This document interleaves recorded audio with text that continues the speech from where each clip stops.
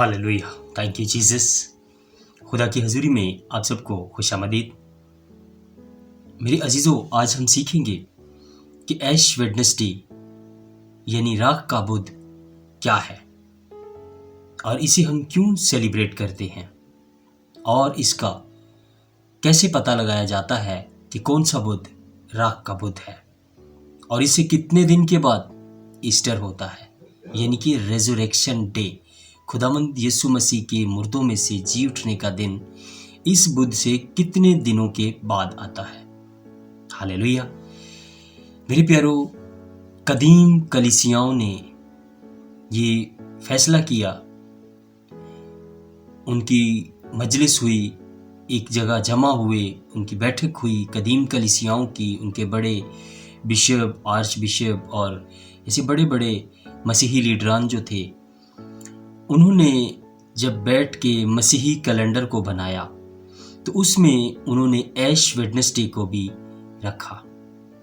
और इसका तयन कैसे किया जाता है, कदीम कलीसियाओं ने जो मसीही कैलेंडर बनाया उसमें क्रिसमस डे, जो खुदावंद यीशु मसीह के जन्मदिन को हम 25 दिसंबर को सेलिब्रेट करते हैं, उस दिन से यानी उस दिन एक चांद होता है, चांद का जो महीना होता है उसे कमरी महीना कहते हैं। उस दिन चांद का जितनी भी डेट हो, 2 हो, 5 हो, 10 हो, 15 हो, जितनी भी डेट हो, वो पूरा महीना काउंट होता है। क्रिसमस वाले 25 दिसंबर को जो कमरी महीना होता है, चांद का महीना होता है, उसको उसके अगले जो नया चांद नज़र आता है उसको, ये 2 महीनों को छोड़ के तीसरे महीने का जब तीसरा चांद नज़र आता है, उसका जो पहला बुध होता है वो राख का बुध है। ये मसीही कलीसियाई कैलेंडर जो है उसके तहत। अच्छा, इस राख के बुध के कितने दिन के बाद हम ईस्टर डे मनाते हैं वो हम आपको बाद में बताते हैं। पहले आपको बताते हैं कि इस राख के बुध को क्यों मनाया जाता है, इसका क्या मतलब है। राख के बुध का मतलब ये है कि इस दिन हम खुदा की हजूरी में जमा होते हैं, अपने आप को आजिज़ और खाकसार करते हैं, क्योंकि ये हमारे रोज़ों के आयाम के शुरुआत का बुध होता है। और इस बुध को बहुत सी कलीसियाओं में इबादत के दौरान आपके माथे पे राख लगाई जाती है, यानी कि राख से क्रॉस का निशान बनाया जाता है। तो ये कलीसियाई दस्तूर हैं। बहुत सी कलीसियाएं ऐसा करती हैं, काफ़ी ऐसी हैं कि वो नहीं करती। वो आजिज़ और खाकसार होने के लिए ऐसे सरमन्स देते हैं। ये रसूमात हैं। कुछ कलीसियाएं ये रसूमात करती हैं, ये इस रस्म को अदा करती हैं, कुछ नहीं करती।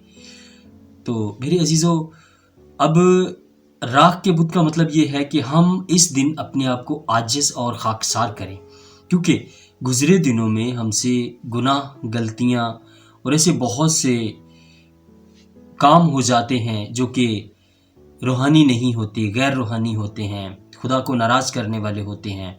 तो इस दिन हम अपने आप को खुदा की हजूरी में हाजिर करते हैं, अपने आप को राख के बराबर, यानी कि राख का मतलब है आजिज़ हो जाना, खाकसार हो जाना, अपने आप को ज़ीरो कर देना।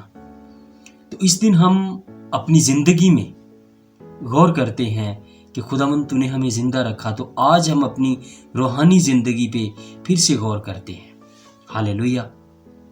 तो इसको राख का बुध इसलिए कहा जाता है कि अपने आप को आजिज़ और खाकसार करने के लिए आज से तैयार हो जाओ, क्योंकि अगले 40 दिन जो हैं वो रोज़ों के आयाम हैं। उसमें आपने अपने आप को, अपनी बॉडी को दुख देना है, यानी कि हर तरह के आसाइशो आराम नहीं देने, अपने आप को खाने से, पीने से, मतलब ऐसी बातों से परहेज़ करना है जो आप करते रहे हैं जो कि गैर रूहानी हैं, उनसे अपने आप को परे रखना।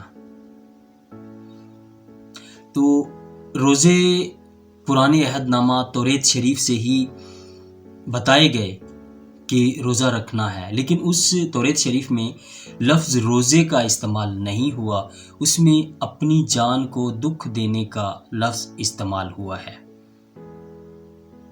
تو جب عبرانی زبان میں اس کو پڑھتے ہیں تو اس کا مطلب روزہ ہی ہوتا ہے۔ ہاللیلویہ۔ تو میرے عزیزو، یہ ایش ویڈنسڈے ہم سے، کیونکہ ہم غیر قوموں میں جب رہتے ہیں تو ہم سے ایسا پوچھا بھی جاتا ہے کہ ایش ویڈنسڈے کیا ہے۔ ایش ویڈنسڈے شروعات ہے کہ ہم اپنی زندگی میں ایک بار پھر سے غور کریں، اپنے آپ کو عاجز اور خاکسار کریں، خدا کی حضوری میں، اس کے حضور میں جائیں، معافی مانگیں کہ جو ہم سے غلطیاں خطائیں ہوئی ہیں، ان آنے والے دنوں میں اپنے آپ کو خداوند یسوع مسیح کے حوالے کریں۔ پربھو، ہم اپنے آپ کو تیرے حوالے کرتے ہیں، کیونکہ تو وہ قدرت رکھتا ہے کہ ساری ابلیسی جو بھی ایسی اس کی حرکتیں ہیں، جو بھی ایسے اس کے پلان ہیں، وہ ہماری زندگی سے دفع کرنے کی قدرت خداوند یسوع مسیح رکھتا ہے۔ تو ان دنوں میں ہم اپنے آپ کو خداوند یسوع مسیح کے حضور میں لاتے ہیں، اس کو اپنا آپ سونپتے ہیں۔ تو میری عزیزو، یہ جو راکھ ہوتی ہے یہ کہاں سے آتی ہے؟ یہ کوئی خاص راکھ ہوتی ہے؟ تو یہ بھی میں آپ کو بتاتا ہوں، کیونکہ ساری کلیسیاؤں میں پام سنڈے منایا جاتا ہے، کھجوری اتوار، وہ سب کلیسیاؤں میں منایا جاتا ہے۔ تو بعض کلیسیائیں جو اس رسم کو ادا کرتی ہیں، وہ انہی کھجور کی ڈالیوں کو جمع کر لیتے ہیں، جمع کر کے ان کو رکھ لیتے ہیں، اور ایش ویڈنسڈے سے پہلے ان کو جلا کے ان کی راکھ بنائی جاتی ہے، اور وہی راکھ لوگوں کے ماتھے پہ لگائی جاتی ہے۔ تو میرے عزیزو، ایسٹر ایش ویڈنسڈے کے کتنے دن کے بعد ہوتا ہے؟ ایسٹر ڈے ایش ویڈنسڈے کے 46 دن کے بعد ہوتا ہے، کیونکہ کلیسیائی کیلنڈر جو ہے اس میں اتوار، سنڈے کا روزہ کاؤنٹ نہیں کیا گیا، کیونکہ وہ یسوع مسیح نے موت پہ فتح پائی تھی، اس لیے اس دن روزہ نہیں ہوتا۔ یہ کلیسیائی کیلنڈر میں ہے کہ ایسا دستور ہے، ایسا انہوں نے یہ کیلنڈر بنایا ہے۔ تو یہ جو لینٹ سیزن ہے، اس کا مطلب ہے کہ لینٹ کا مطلب بہار ہوتا ہے، نیچر کی چیزوں پہ بہار آتی ہے، پودوں پہ، درختوں پہ، ہر چیز پہ بہار آتی ہے۔ تو ہمیں بھی یہ موقع ملتا ہے کہ ہم بھی اپنی روحانی زندگی میں بہار لے کے آئیں۔ ہاللیلویہ۔ میرے عزیزو، یہ بہت ضروری باتیں ہیں، چھوٹی لگتی ہوں گی آپ کو، لیکن یہ بہت ضروری ہیں، چھوٹی ہیں لیکن بہت بڑی ہیں۔ یہ ہمارے مسیحی علم میں ضرور یہ باتیں ہونی چاہیے، کیونکہ راکھ کے بدھ کا بہت سارے لوگوں کو نہیں پتا۔ ہم میں سے بہت سے جب چرچز میں بھی جاتے ہیں تو ہمیں نہیں پتا ہوتا، جسٹ یہ پتا ہے ہم خدا کی حضوری میں آئے ہیں، آج راکھ کا بدھ ہے، آج پہلا روزہ ہے، نہیں پتا یہ راکھ کیا ہے، اس کا مطلب کیا ہے، اور اس کو ہم کیوں مناتے ہیں، اس کا تعین کیسے کیا جاتا ہے۔ میں نے، میرے عزیزو، جو مجھے علم سے، کتابوں سے پتہ چلا، میں نے وہ آپ کو بتایا۔